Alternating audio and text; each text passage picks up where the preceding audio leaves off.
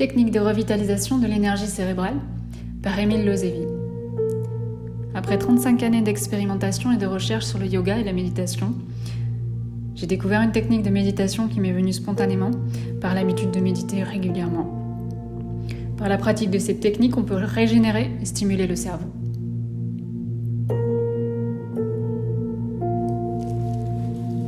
Assis en tailleur confortablement ou sur une chaise, selon la convenance de chacun, les jambes peuvent être allongées, le dos bien droit, les yeux sont fermés.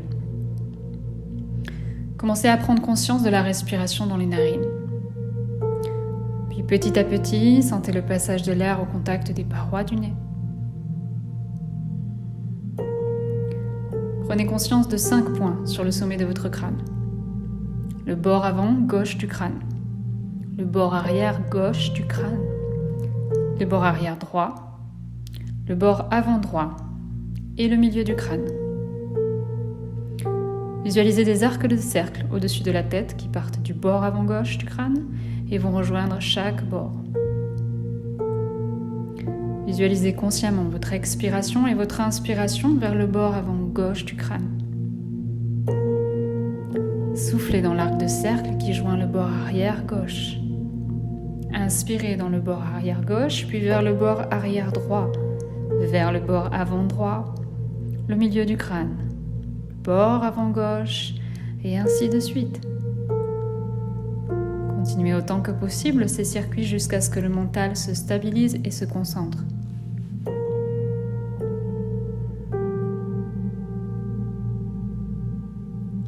Imaginez ensuite que ces bords sont reliés par des fils de tissage blanc comme une toile d'araignée.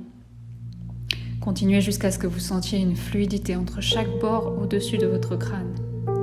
La visualisation et la respiration permettent d'être le plus possible attentif dans ce travail.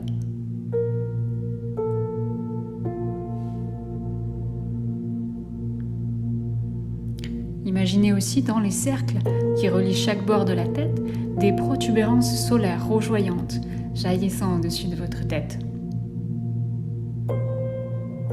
Si vous restez un certain temps sur cette visualisation, s'installera une sensation de fluidité et de force.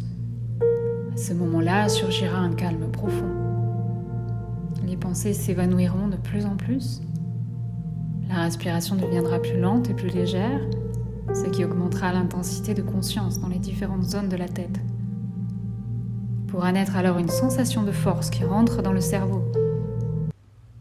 Ça amènera un certain rafraîchissement avec parfois des sensations de piqûres ou de fourmillement à la surface du crâne qui rentrent en profondeur dans le cerveau, un peu comme sous l'action des aiguilles d'acupuncture. Ces sensations pourront demeurer présentes un certain temps après la pratique. Il est possible qu'elles réapparaissent spontanément dans la vie quotidienne. Il m'est arrivé plusieurs fois en conduisant que se produise une grande conscience de tous les détails de la route dans le silence du mental. Je constate dans ma vie de tous les jours que ce travail produit une stimulation de mon cerveau. Il vivifie l'énergie cérébrale.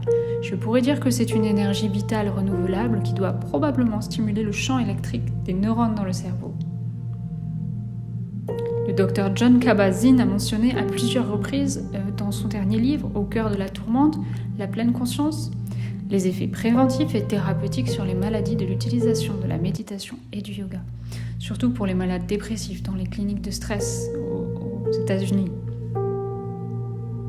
Ce type de méditation me donne une grande force face aux événements difficiles qui me perturbent pour la partie émotionnelle de moi-même. Cela pourrait correspondre aussi à la stimulation du chakra coronal appelé Sahasrara selon la tradition hindoue. Les émotions prennent source dans le plexus solaire. Ce plexus est également en lien avec le chakra Manipura.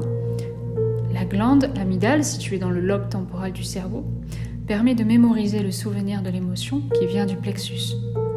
Elle joue un rôle clé dans les émotions et surtout dans la peur.